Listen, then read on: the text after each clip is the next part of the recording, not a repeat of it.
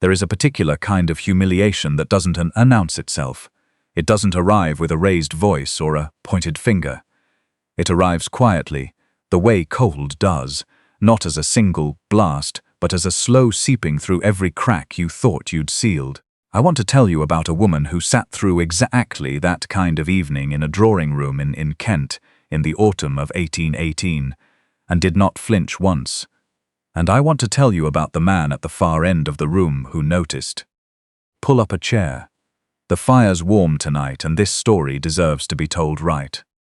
Her name was Miss Cornelia Breck. She was 27 years old, the eldest daughter of Mr. Arthur Breck of Philadelphia, and more recently of London. A man who had built his fortune in printing and publishing, who had come to England a decade prior with 2 trunks and a very precise understanding of what good paper felt like between his fingers, and who had, by 1818, become the sort of man that old English money found quietly inconvenient. Because he was successful, because he was American, and because his success required no apology and offered none. Miss Breck had her father's precision and her mother's composure, her mother having died when Cornelia was 16, and left her, in the way that loss sometimes does, a great deal more self-reliance than she would otherwise have developed at that age. She was not a beauty in the way the season required beauties. She was too still for that, too watchful, the kind of woman whose face rewarded attention rather than demanding it. She read seriously. She kept a small notebook. She had opinions about typography that she expressed to her father at breakfast, and to no one else, because she had learned that most drawing rooms were not waiting for a woman's opinion on the kerning of a title page. She had come to Dunmore Park in Kent at the end of September, accompanying her father, who had business dealings with the estate's land agent, and who had been invited, warmly, he said genuinely warmly, by Lady Dunmore to extend the visit. The younger son of the family, Mr. Julian Thorne, was 24, charming in the effortless way of young men who have never had occasion to be anything else, and the families had arrived at a mutual understanding that a connection might be explored. Miss Breck had arrived with her father's optimism and her own more careful assessment, which was this: she was prepared to be wrong about Mr. Julian Thorne. She hoped to be wrong. She had been told he was kind, and kindness was not nothing. She was not wrong about him. He was kind. He was also, within the first 4 days, transparently in love with Miss Willa Payne of the neighbouring estate, who was a frequent visitor to Dunmore Park, and who clearly could not be in the same room with Mr. Julian Thorne without the air between them, doing something complicated. Miss Payne was lovely and soft-spoken and visibly distressed by the entire arrangement, in the particular way of a woman watching the man she loves be politely steered towards someone else and unable to say a word about it. Miss Breck felt for her immediately and completely. The estate itself was everything the name suggested. Old stone, old trees, a library that ran 2 full stories with a gallery along the upper level, and grounds that stretched east toward a series of farms whose fences, she noticed on her second walk, were in a state that suggested the estate management had not been reviewed in some years. She noticed, the way she noticed everything, quietly, thoroughly, and without any particular intention to do anything about it. The Marquess of Dunmore was another matter. Lord Dunmore, Callum Thorne, 38 years old, widower of 4 years, and according to every county family invited to Lady Dunmore's dinners, a man of forbidding reserve, who said very little and meant all of it, occupied the same rooms as everyone else, without ever quite appearing to be part of the social performance happening in them. He was present at every dinner, present at every gathering, and said perhaps 30 words across the first week of Miss Breck's visit.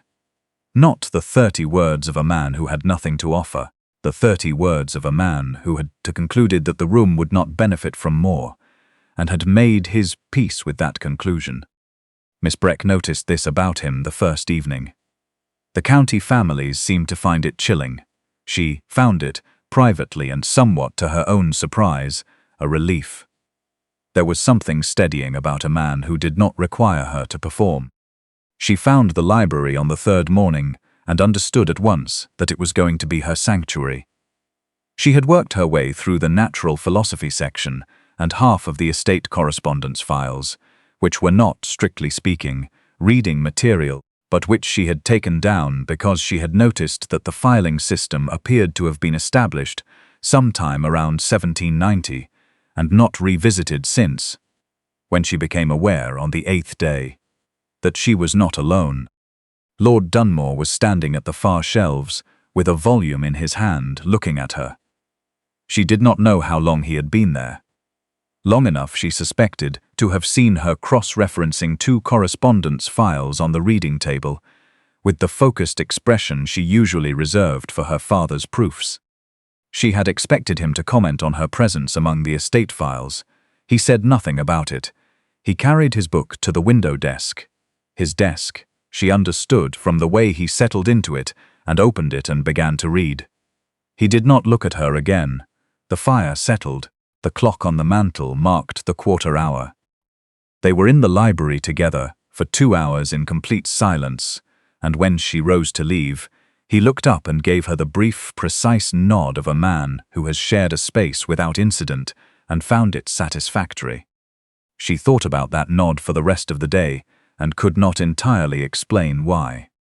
The evening that changed everything was a Thursday. Lady Dunmore's musical gathering, the kind of county event that put 25 people in a silk-draped drawing room and called it intimate.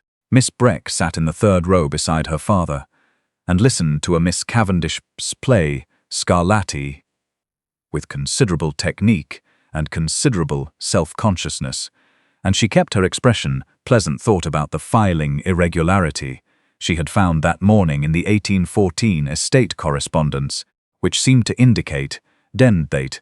A small farm on the eastern boundary might have been let on terms that conflicted with the original deed schedule. She was still thinking about it when Sir Reginald Price, 2 seats to her left, said something. Sir Reginald was a baronet of long county standing and longer county opinions. He was the sort of man who delivered his remarks at a volume calculated to be heard by his immediate neighbours, without being attributed to him by the room at large. A coward's volume, her father called it. Though not here, and not now, Sir Reginald said something, with a thin smile, about the particular ambitions of American tradesmen who sent their daughters to English drawing rooms in the hope of. He let the sentence trail. The implication finished itself. Her father stiffened almost imperceptibly. Miss Breck, who had spent 27 years developing the composure required by exactly this kind of remark, kept her eyes on Miss Cavendish and her hands on her and let her expression do nothing at all. She was very good at this. She had had a great deal of practice. From the far end of the drawing room, from the high-backed chair near the window where Lord Dunmore had spent the entire evening in characteristic silence, came the sound of a glass being set down on a side table. A small sound, the kind of small sound that arrives in a crowded room and somehow makes the room notice it. Sir Reginald. Lord Dunmore's voice was quiet. In 10 days at Dunmore Park, Miss Breck had heard him speak at any length perhaps 3 times, and never in a crowded drawing room over music. The room's attention moved to him with the immediate and complete quality of people who have been waiting without knowing it for someone with authority to use it. He looked at Sir Reginald. He said nothing else. He simply held the man's gaze with the grey, level quality of a man who has decided something and is in no hurry to elaborate on his decision. The silence lasted 4 seconds, perhaps 5.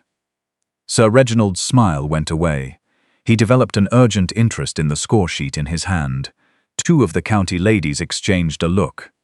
The Payne family's solicitor appeared to find the rug suddenly fascinating. Lord Dunmore returned his gaze to Miss Cavendish at the piano, and the evening went on. Miss Breck looked at her hands. She did not look at Lord Dunmore. She did not trust herself in that moment to look at Lord Dunmore with an expression that gave nothing away. What she felt. The specific and entirely unexpected quality of being defended without theatre, without requiring her gratitude or her acknowledgement, by a man who had simply decided the thing was going to stop, was not something she had come to Kent prepared to feel. She looked at her hands and held herself together, and was, beneath all of it, profoundly and inconveniently grateful. I want to pause here, because I know what some of you are thinking. You're thinking, a man barely spoke and she's grateful. And I want to tell you something about silence. Real silence, the kind that comes from a person who has nothing to prove and everything to mean, lands differently than words. You know this. You've felt it. A person who has been in a room full of noise and found, suddenly, someone who understood the situation completely and acted on it without making a production of the action. That person knows exactly what Miss Breck knew in that moment, which was that she had been seen. Not performed for. Not managed. Seen. The morning after the gathering, Mr. Julian Thorne found Miss Breck on the East Terrace with her notebook and the unmistakable air of a woman. The 1814 correspondence discrepancies because she did her clearest thinking when her hands were occupied, and she was not surprised when he came around the corner, with the expression of a young man who has been working up to a difficult thing since approximately midnight. "Miss Breck," he said. "Good morning, Mr. Thorne," she said. "Sit down if you have something to say." He sat. He was quiet for a moment. He said, "I owe you an honest conversation."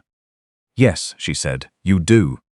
He said, "I should have. I think I haven't been." He stopped. Started differently. "I want to be honest with you." "Then be honest," she said, and looked at him steadily. He was, she thought, a genuinely decent young man, the kind who had been placed in an uncomfortable situation by people who loved him but had not looked carefully enough.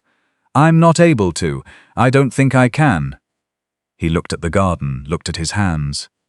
"There's someone else," he said. "I know," she said. "Miss Payne has been miserable for 10 days, Mr. Thorne, and so have you. I noticed on the second afternoon." The silence that followed was the silence of a man who realizes his secret was not a secret. "You knew," he said. "I noticed," she said. "There is a difference." She closed her notebook. "I am going to ask you one direct question. I'd like you to answer it directly." "Yes," he said. "Do you want to marry me?" He looked at her. He had the grace at least to answer without flinching. "No," he said. "I'm sorry, no." "Thank you," she said. "That is the most useful thing you've said in 10 days. He blinked. "That's your response?" "It's an honest answer to an honest question," she said. "I prefer it to 3 more weeks of a situation that serves neither of us." She paused. "Tell your mother, and tell Miss Payne, whatever happens next. She's been standing on the outside of something for long enough." He looked at her with an expression she had not seen from him before, something like genuine respect, the kind that arrives late but arrives sincerely. "You are remarkably composed about this," he said. "I've had 8 days to prepare," she said. "You had 1 night." He left.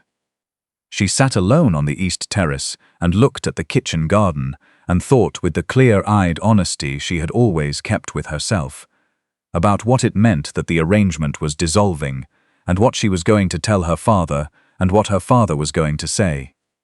She thought about the 10 days. She thought about the drawing room and Sir Reginald's thin smile and the sound of a glass being set down on a side table. She picked up her notebook. She went back to the correspondence discrepancy. She was better when she was working. The conversation between Mr. Julian Thorne and his brother happened that afternoon. She did not hear it. She was in the library. Of course she was in the library, with the lease discrepancy file and a fire, and the growing certainty that the eastern boundary farm had been let under terms that were not only inconsistent with the deed, but potentially unenforceable. She heard Julian's voice in the corridor once, and then Lord Dunmore's, quieter, briefer, with the quality of a man who says what is required and does not pad it, then a door, then nothing. She looked at the lease document in front of her. She looked at the deed. She thought, "I am 27 years old, and I have come to this house to be assessed for the wrong man, and the wrong man has had the decency to say so, and the arrangement is going to dissolve, and I will go home, and the county will have its opinions about it. And that will be the story people tell. She thought, that is not the whole story. She was still sitting with that thought when the library door opened, and Lord Dunmore came in. He stopped in the doorway when he saw her. She stopped in the act of rising when she saw him. They looked at each other across the long room. He said, "Sit down if you like. I won't bother you." She sat down. He came in and went to his desk by the window and opened the volume he had brought and did not look at her again. He settled into the chair with the ease of a man who has decided to share a room and requires nothing further from the arrangement. She opened the lease document. The fire shifted. The afternoon light went gold across the Kent countryside beyond the window. They were in the library for nearly 2 hours. She read, or attempted to read, though her attention was not as reliable as usual. She was aware of the man at the far desk in a way that was different from her awareness of most people in most rooms. Not his appearance, not his rank, not the social geometry of their situation, but him, the specific quality of his presence, which was the same quality that had made the library feel like the only real room in the house from the first morning she had found it, and which she understood, in the second hour, had not been the library's quality at all. He had been there that first morning. She simply had not realized it. When the clock struck 5, she looked up. He looked up at the same moment. Their eyes met across the room. "I should go change for dinner," she said. "Yes," he said. She rose. She gathered the lease file. She paused at the door because there was something she had decided to say and was going to say it. Lord Dunmore. Miss Breck. "Last evening," she said, "what you said to Sir Reginald, or rather," she paused, choosing the accurate form, "what you did not say, and then said." She looked at him. "I want you to know I understood it for what it was." He held her gaze. He had very direct eyes, dark, the color of old mahogany, the kind of dark that was not blankness but depth. "What was it?" he said. "The truth," she said, "not a performance." A pause. "Correct," he said. She nodded. She started to go. She stopped because there was one more thing, and she had decided honesty was the policy she was keeping, whatever else dissolved. "There is a discrepancy in your estate correspondence files," she said. "The 1814 lease on the eastern boundary farm, the Aldgate parcel, was drawn against terms that conflict with the original 1801 deed schedule. I've been cross-referencing. The conflict may make the current lease unenforceable." She looked at him directly. "I don't know if it's useful. I thought you should know it." She went. Behind her she heard him set down his pen. Miss Cornelia Breck was not a woman who had been waiting to be rescued. She had been managing her own affairs and her father's correspondence and the situation at Dunmore Park with the same self-reliance she had been building since she was 16. She did not need Lord Dunmore to step in on her behalf, and she knew it, and he, I think, knew it too. But there is a difference, a real one, a significant one, between not needing to be defended and being defended anyway, by someone who had nothing to gain from it and no audience to play to, between surviving something alone and finding that you were not, in fact, alone. Lady Dunmore came to Miss Breck's room that evening. She came without the managed composure of the drawing-room version of herself. That careful, curated surface she wore in company the way other women wore jewelry. She came as the actual woman beneath the surface, which was considerably more interesting. "I owe you an apology," Lady Dunmore said. "For Julian, for the arrangement, for the fact that I arranged it without looking carefully enough at my son." "Mr. Julian Thorne apologized himself this morning," Miss Breck said. "Quite honestly, once he got to it. He told me." Lady Dunmore was quiet a moment. She looked at Miss Breck with an expression that was reading something. "You're not angry." "I don't think anger would be the precise feeling," Miss Breck said. "I'm disappointed that the arrangement was made without sufficient attention to what anyone involved actually wanted." including Miss Payne, who has been quietly wretched for longer than 10 days, I suspect. Lady Dunmore looked at her steadily. My elder son told me, she said slowly, 7 months ago that this arrangement I was planning was not, that Julian's situation was not what I believed it to be. She paused. I didn't listen. Miss Breck was still. He says things once, Lady Dunmore said. Callum, he says them once and doesn't repeat himself, and I have spent 35 years deciding whether to believe a thing said only once is a thing worth believing. She looked somewhere past Miss Breck's shoulder. It almost always is. I am always slightly late to understand that. She left. Miss Breck sat on the edge of her bed and thought about a man who says things once. Who had said something, apparently, 7 months ago, something clear, something true, and had not been heard, and had not said it again, and had waited. She thought about what it must be like to be that person, to see clearly, and say the true thing, and have the room mistake your precision for coldness, your stillness for absence. She thought, I know something about being read wrong. Her father arrived on a Friday. He came from London in his travelling coat with the expression he wore when he had received a letter that required him to see with his own eyes what the letter reported.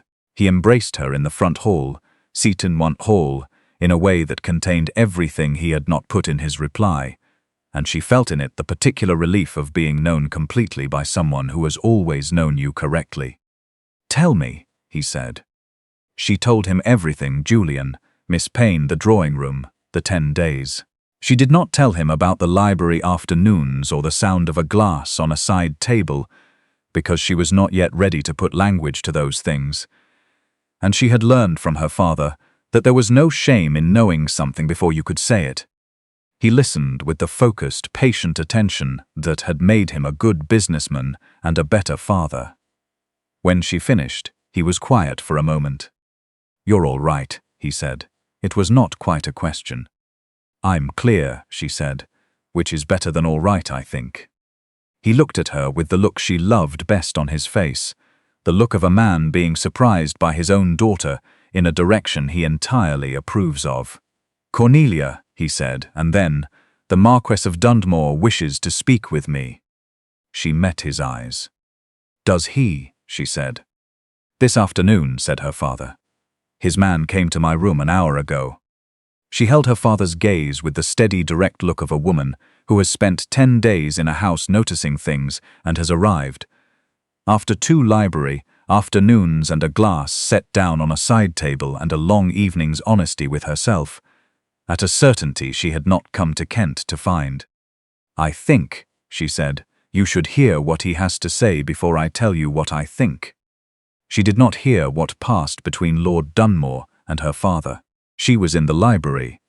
Of course she was in the library, with the least discrepancy file and a fire, and the knowledge that something was happening in the estate study, 2 corridors away, that was either the beginning of something or the end of something, and that she had done what she could do, and the rest was not hers to manage. She read, the fire settled, the autumn dark came in early from the east. The door opened at 5:30. Lord Dunmore came in. He did not go to his desk. He came to the fireplace, closer than he had stood in any of their shared library hours, and stood with his hands behind his back and looked at the fire and then at her. Your father, he said, is a direct man. Yes, she said. He asked me 5 questions. All of them were the right questions. What did you tell him? Lord Dunmore looked at her with the dark, precise eyes that were not blankness but depth. He said, without preamble, without the social scaffolding that other men of his position might have built around a thing like this. Simply, directly, the way he said everything that he said. I told him that I have spent 10 days in the company of a woman who reorganizes estate correspondence files for comprehension rather than appearance, who cross-references leased documents against deeds from 13 years prior and finds what 2 land agents missed in that entire period, who sits in a library for 2 hours in complete silence without it being a performance of anything. He paused. I told him that I found the eastern boundary discrepancy myself this evening after you left, and that you are correct on all 3 points of conflict, and that I do not know how you located it in 10 days when I did not locate it in 4 years. She said. I looked. I know, he said, that is precisely the thing. He looked at the fire. I told your father that I have been clearer about what I want since September than I have been in some years, and that I wanted him to understand it clearly before you left this house. The questions he asked, she said. Whether my intentions were honorable. Whether I had considered the practical realities, the difference in our positions, the social conversation it would generate, the adjustments required. He paused. Whether I had arrived at my conclusion from genuine judgment or from the sentiment of a fortnight, and whether I was the kind of man who would value his daughter correctly. Not in the first year, in all the years following. What did you answer? Yes, he said, to all 5. She looked at the fire. She looked at the lease file in her lap. She looked at Callum Thorne, the Marquess of Dunmore, who had stood at the far end of a drawing room and made a baronet's small cruelty stop with nothing but his name and his silence, and who had given her a library afternoon when she needed to be somewhere real, and who had gone back to his desk after she told him about the lease discrepancies and confirmed her findings before coming to find her. She thought about what it meant to be seen accurately. Not dressed in better clothes and presented to better rooms, not assessed against a standard she had not set for herself. Seen as what she actually was, an American printer's daughter who kept a notebook and had opinions about deed schedules, and found not merely acceptable but specifically precisely wanted. She said, I have conditions. Lord Dunmore's expression shifted.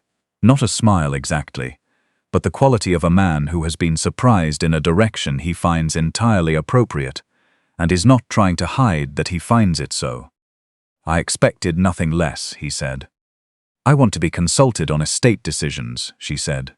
Not decoratively. Actually, if I find something in the accounts, I want to be able to say so without it being an intrusion. Agreed, he said. And the lease discrepancy needs to be addressed before winter. The Aldgate tenant has been farming on uncertain terms for 4 years. That's not right. Agreed. I'll have the solicitor in from London next week. She looked at him. You're agreeing very quickly. I'm agreeing, he said, because you're right. He held her gaze with the steady, unhurried quality that was his whole way of being in the world. Is there more? One more thing, she said. Say it. If you have something to tell me, she said. Tell me once. I will hear it. I am not your mother. I will not need you to repeat yourself. But I need you to trust that I'm listening, and to say the thing instead of deciding the room won't understand it. He was quiet for a moment. That, he said carefully, will require some adjustment on my part. I know, she said. I'm asking anyway. He looked at her steadily. And then he said, directly, without ceremony, in the quiet voice that she had come to understand, said only true things. I love you. I have known it since the morning of the 3rd day in this library, when I came in and found you had reorganized the correspondence files by subject and year and flagged 3 irregularities with different colors of ribbon. I did not say it because I was waiting for the right moment. He paused. I believe the right moment was several days ago. It was, she said. Yes, he said. Yes, she said. That's my answer. To the question you haven't asked yet but were going to. He crossed the room. He sat in the chair beside her, not at his desk, not at the formal distance of the past 10 days, but beside her, in the chair nearest the fire, with the ease of a man who has been, in every meaningful sense, in this room beside this person for the entire 10 days, and has only now been given permission to acknowledge it. She showed him the full lease file and the cross-referenced deed pages. He read them with complete attention. He said she had been right about the color-coding system as well, that it was more legible than what his secretary had been doing for the past 6 years, and he said it the way he said things he meant. Simply, without supplementary decoration. "Your secretary," she said, "is going to have feelings about that." "My secretary," he said, "will adapt." She looked at the fire. Beside her, the Marquess of Dunmore, who had been silent in rooms because rooms had not generally given him anything worth speaking to, and who had found in October in his own library the exception to that conclusion, settled back in the chair with the quality of a man who has arrived at something he intends to remain in. The fire shifted. The Kent countryside was dark beyond the library windows. Inside it was very warm. The county talked, naturally, the county always talks. They talked about the Breck girl who had come for the younger son and left with the elder. They talked about what it meant for the Thorne family's standing, about American money and English titles, and the particular arithmetic of such arrangements. Mr. Julian Thorne married Miss Willa Payne in December, in a ceremony that was small and clearly very happy, and the county talked about that too, and the consensus, eventually, was that the whole thing had worked out in a manner that no one had predicted, and everyone, in retrospect, considered inevitable. Lady Dunmore hosted a dinner in November, to which Miss Breck was invited not as anyone's prospective match, but as herself. She wore deep green and sat beside Lord Dunmore, who said perhaps 12 words across the entire meal, and on 2 occasions said the thing that the conversation required in the particular way that made the table understand it, had been said. Sir Reginald Price was not at the November dinner. He was not invited to any dinner at Dunmore Park that winter, which was a point Lord Dunmore made once, in the form of an omission, and did not refer to again. Mr. Arthur Breck came down from London for the engagement announcement, and sat across from Lady Dunmore at dinner and discovered in her the kind of practical, unsentimental intelligence he respected above most social qualities. They had a conversation about land management and publishing contracts and the proper structure of a leasehold agreement that lasted through 3 removes and showed no signs of needing to conclude, and every person at Ayr and at that table understood that they were watching 2 people find each other's frequency in real time, and that it was none of their business, and also very enjoyable to witness. Cornelia watched her father talk to Lady Dunmore across the candlelit table and thought, that is the connection that was always going to happen, and nobody arranged it.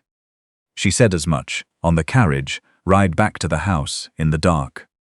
Lord Dunmore was quiet for a moment, then, "Your father is a very particular kind of person." "He is," she said. "He asked me when I called on him in London," said Lord Dunmore, "whether I was the right man, not whether I was a good match, whether I was right." He paused. "I told him I had been certain since the 3rd morning of October, when I came into the library and found you had left a small note in the margin of the 1801 deed file that said, 'In your handwriting, this conflicts with 1814. Follow-up. You were right, and you knew you were right, and you noted it and moved on.' I thought, that is a person who does not need to be told she is right. She already knows. She is simply looking for someone who will agree once she shows them the evidence." Cornelia looked at him in the carriage dark. The lamps made shadows on his face. "You remember the specific morning." "I remember most things," he said. "I don't always say them." "You should say more of them," she said. "I'm working on it," he said. She took his hand in the dark of the carriage, and he held it back with the quiet, certain grip of a man who has found what he was looking for and will not be careless with it again. Outside, the Kent countryside moved past in the cold dark. Inside, 2 people sat in the kind of silence that is not emptiness, but its precise opposite. They married in January. The chapel at Dunmore Park, a small ceremony, a bright cold morning. Mr. Arthur Breck stood beside Lady Dunmore during the vows, and from all available evidence they were continuing a conversation begun at the November dinner. Julian attended with Willa on his arm, visibly and thoroughly content, and seeing him that way, seeing both of them that way, was one of the genuinely good things about the whole winter. At the wedding breakfast, Lord Dunmore's secretary, a patient man named Mr. Cook, who had been at Dunmore Park for 11 years, and observed a great deal without comment, said to the housekeeper, Mrs. Tansley, that he had known from the day she reorganized the correspondence files how it was going to end. Mrs. Tansley, who had been at Dunmore Park for 23 years and had her own view of things, said she had known from the drawing-room, from the glass on the side table. His lordship, she said, does not spend attention on things he's not decided about. No, said Mr. Cook, he does not. At the far end of the wedding breakfast table, the new Marchioness of Dunmore was showing her husband the revised lease schedule she had prepared for the Aldgate parcel and the 2 additional parcels she had identified in November, which she had been intending to give him before the ceremony, but had not found the right moment. For he read every page with complete and genuine attention, asked 2 precise questions, and said her methodology was cleaner than the land agent's, and he intended to tell the land agent so. He won't be pleased, she said. He will adapt, said Lord Dunmore. She set the file down beside her plate with the deliberate satisfaction of a woman who has been right about something and has been told she is right and finds the experience very agreeable. Callum, she said. Cornelia, he said. The lease file, she said, will keep until tomorrow. He looked at her. She looked back at him. Between them, the January morning light and the particular steady warmth of 2 people who have been, since October, in exactly the right room with exactly the right person. Yes, he said, I suppose it will. And that, dear friends, is why this story will not quite let us go. Not because an arrangement failed, or a charming young man found his courage, or a baronet was quietly uninvited from dinner, but because 2 people who had each been read wrong by the world, one for her origins, one for his silence, found each other in a library in October and discovered that what the world had taken for presumption and coldness were in fact precision and depth, and that precision and depth in the same room, given enough quiet and enough honesty, tend to find each other. She came for the wrong son. She found the right man, not despite the lease file and the silence and the glass on the side table, but because of all of it, because the person who defends you without making a speech about it, and reads beside you without requiring you to perform, and tells your father the truth about what he wants, that person is the rarest kind. And when you find them, you do not let the county's opinion of the arrangement determine what you do about it. Subscribe to Moonlight at Marlowe, dear friends, and come back for the next story. The fire's always warm. The stories are always here.